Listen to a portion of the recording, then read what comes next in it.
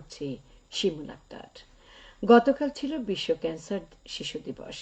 বিশ্ব শিশু ক্যান্সার সম্পর্কে সচেতনতা সৃষ্টির লক্ষ্যে 2002 সাল থেকে চাইল্ড ক্যান্সার ইন্টারন্যাশনাল দিবসটি পালন করে আসছে। প্রতি বছরের মতো এবারও সারা বিশ্বের সাথে বাংলাদেশেও নানা আয়োজনে দিবসটি পালিত হয়। বিশ্বজুড়ে শিশু মৃত্যুর অন্যতম প্রধান কারণ ক্যান্সার।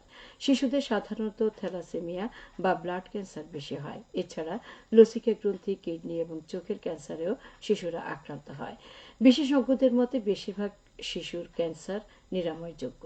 ওয়ার্ল্ড চাইল্ড ক্যান্সারের হিসেব অনুযায়ী বিশ্বে প্রতি বছর 2 লাখ শিশু ক্যান্সারে আক্রান্ত হয়। আর এর মধ্যে মধ্যম আয়ের দেশগুলোতেই আক্রান্ত হয় শতকরা 80%। বাংলাদেশে ক্যান্সার আক্রান্ত শিশুর সংখ্যা প্রায় 13 থেকে 15 লাখ। দেশের অন্যতম শীর্ষস্থানীয় নবজাতক শিশু কিশোর রোগ বিশেষজ্ঞদের মতে সুনির্দিষ্ট কোনো কারণ না থাকলেও বেশিরভাগ ক্ষেত্রে জিনগত কারণ, ভাইরাস, খাদ্যে ভেজাল, কেমিক্যাল সহ পরিবেশগত সমস্যায় শিশুদের ক্যান্সার হয়। এই অবস্থায় শিশুদের ক্যান্সার মোকাবেলায় সবার আগে সচেতনতা বাড়ানোর পরামর্শ দেন বিশেষজ্ঞ চিকিৎসকরা। শ্রম ও কর্মসংস্থান মন্ত্রণালয়ের উপসচিব মোহাম্মদ শামসুল ইসলাম বলেছেন, সুশিক্ষা একটি শক্তি যা মানুষকে মানুষ হিসেবে গড়ে তোলে। এই জন্য শিক্ষার পাশাপাশি নৈতিকতার মাধ্যমে শিক্ষার্থীদের গড়ে তুলতে হবে। তাহলে তা দেশ, সমাজ ও পরিবারের জন্য কল্যাণ বয়ে আনবে। তিনি গতকাল সিলেটের শামসুর রহমান স্মৃতি প্রাথমিক ও জুনিয়র বৃত্তি পরীক্ষার পুরস্কার বিতরণ অনুষ্ঠানে প্রধান অতিথির বক্তব্যে এসব কথা বলেন। এ সময় তিনি অভিভাবকদের সন্তানকে সুনাগরিক হিসেবে গড়ে তুলতে তাদের বইয়ের সাথে সম্পর্ক বাড়ানোর আহ্বান জানান। নগরীর দরগা গেটে শহীদ সুলেমান হলে অনুষ্ঠিত এই অনুষ্ঠানে পঞ্চম ও অষ্টম শ্রেণী মিলে 187 জন শিক্ষার্থীর মধ্যে বৃত্তি পরীক্ষার পুরস্কার হিসেবে বই এবং সনদপত্র প্রদান করা হয়। অপারেশন ডেভিল হান্টের আওতায় হবিগঞ্জ জেলার বিভিন্ন স্থান থেকে গত 24 ঘণ্টায় 13 জন আওয়ামী লীগ নেতাকর্মীকে পুলিশ ও যৌথ বাহিনী গ্রেফতার করেছে। পুলিশ জানায়, জেলার আজমেরীগঞ্জ, লাখাই, বাহুবল, চুনারুঘাট, মাধবপুর, হবিগঞ্জ সদর ও বানিয়াচং থানা থেকে তাদের আটক করা হয়। তাদের বিরুদ্ধে বৈষম্য বিরোধী ছাত্র আন্দোলনের ঘটনা সহ বিভিন্ন মামলা রয়েছে। এদিকে হবিগঞ্জ জেলা অপারেশন ডেভিল হান্টের অভিযানে আওয়ামী লীগ ও ছাত্রলীগের সভাপতি সহ আরও 5 জনকে গ্রেফতার করেছে যৌথ বাহিনী।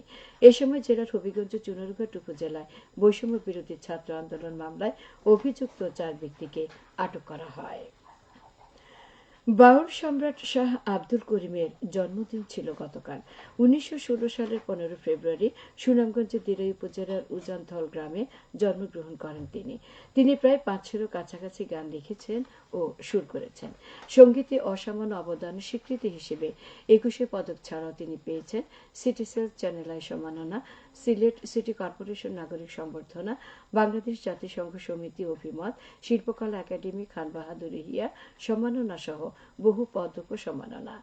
2009 সালের 12 সেপ্টেম্বর সিলেটের একটি বেসরকারি হাসপাতালে চিকিৎসাধীন অবস্থায় মৃত্যুবরণ করেন তিনি। মৌলভীবাজারের রাজনগর উপজেলার তারাপাশা স্কুল অ্যান্ড কলেজের প্রশাসনিক একাডেমিক ভবনের নির্মাণ কাজ এগিয়ে চলছে। এতে ব্যয় হচ্ছে প্রায় 3 কোটি টাকা। 3 তলা ভিত বিশিষ্ট একতলা প্রশাসনিক ও 5 তলা ভিত বিশিষ্ট 3 তলা একাডেমিক ভবন নির্মাণের 50% কাজ ইতিমধ্যে শেষ হয়েছে।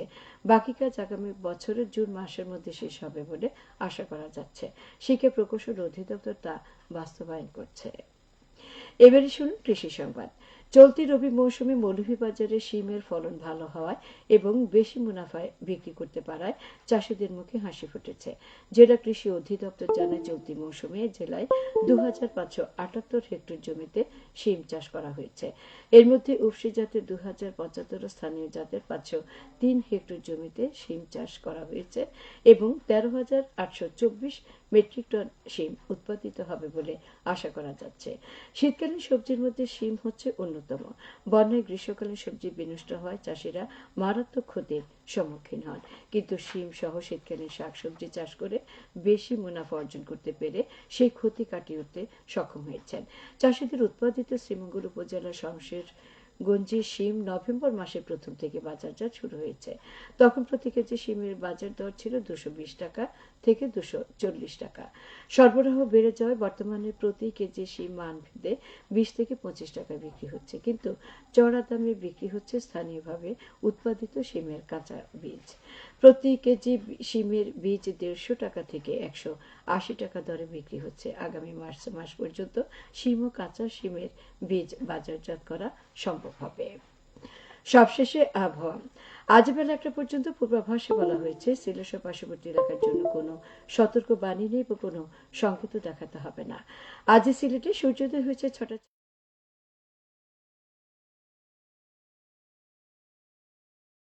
স্থানীয় সংবাদ প্রচারিত হবে দুপুর 1টা বেজে 5 মিনিটে।